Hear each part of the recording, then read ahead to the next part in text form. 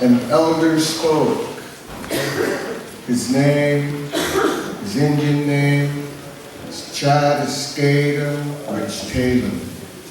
Many of us know him as Kenny Cooper.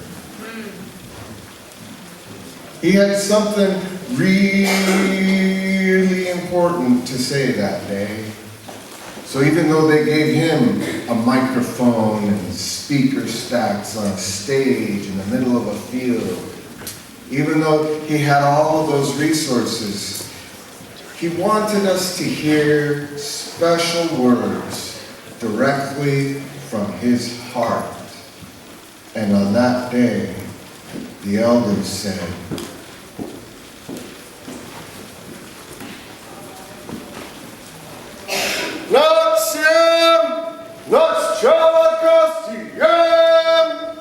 we need to listen to the trees.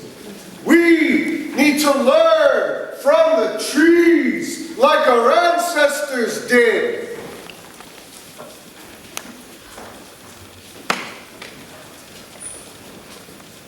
In my mind, I thought, that sounds like a bunch of New Age hogwash. But he spoke from his heart, you see. So it stirred something inside me, and I sat down with him at a picnic table. And after the performance, while they're breaking down the stage and the speakers and the microphones, while they were working on that process, he was having a cold dinner. And I sat down with him at a picnic table, and I said to him, Chadaskatum Wichtalam, what did you really mean? We need to listen to the trees. We need to learn from the trees like our ancestors did. What could a tree teach me? Without missing a beat, he looked up from his paper plate and he looked me square in the eye and he said, how long you studied that violin? And I thought that was deep, because all these years, as I have studied the violin, I've been learning from a tree.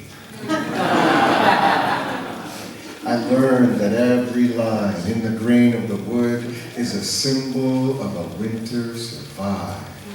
You see, even trees make their mark during the toughest of times.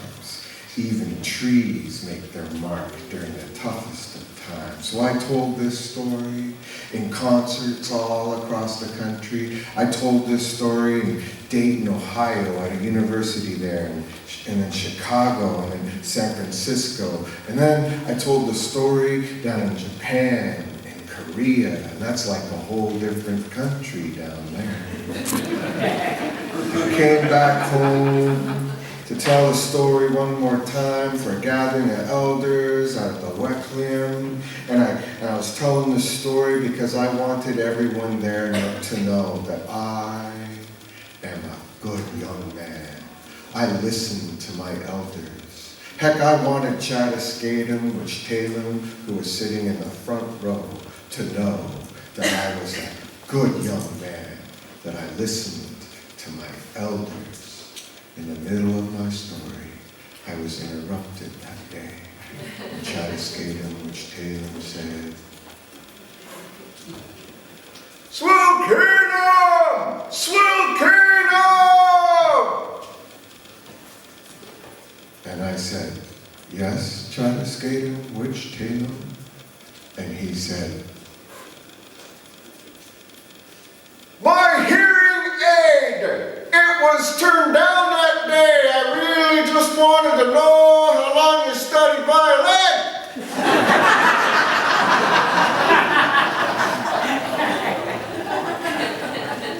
I thought that was deep.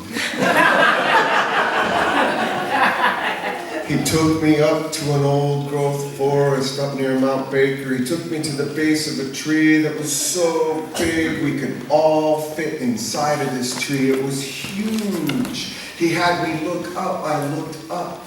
It looked like it went off into infinity and beyond, but he assured me, I think it's only a couple 100 feet tall. And I remember looking at that tree, and he said, what I want you to do is listen to this tree and tell me what you hear. And so I listened, and the tree went, "Curry,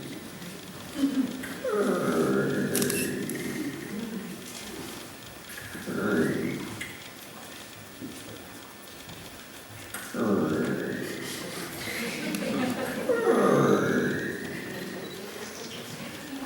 curry." Chad escaped him, which Tatum, he could tell I heard something. So he says to me, Swil Kanim, tell me what you hear. And I says to him, Chad escaped him, which Tatum, all I hear is, curry, curry,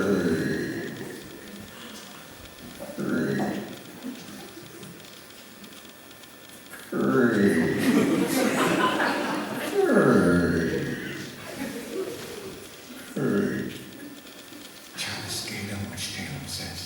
Swil Kanim, you're listening with your ears. Listen with your heart. Watch the branches. They'll give you a beat to a song. Listen to the wind.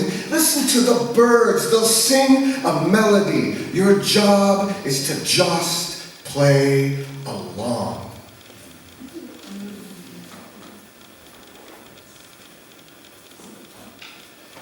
With all of my heart, I commit to you that I will play along.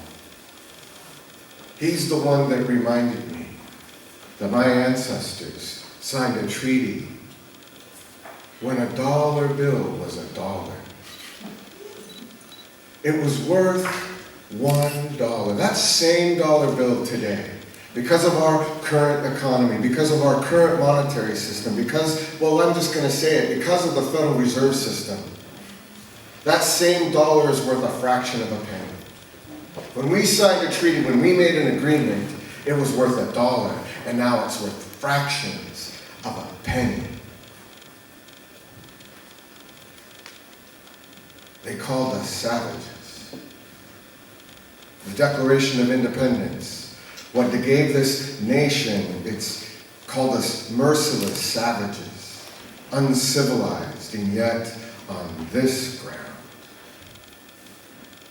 at this place, where we stand, where we sit, where we cry, where we laugh, where we sing our songs, where we dance, where we walk the streets, on this place for tens of thousands of years, there was a sustainable economy based on the generosity of one person at a time, sharing from the bottom of their hearts gifts. I believe that who you are in your generous act here is an answer to my ancestors' prayers. I believe that your heart beats. I believe that in you is a truth that no one may know unless you share it. I believe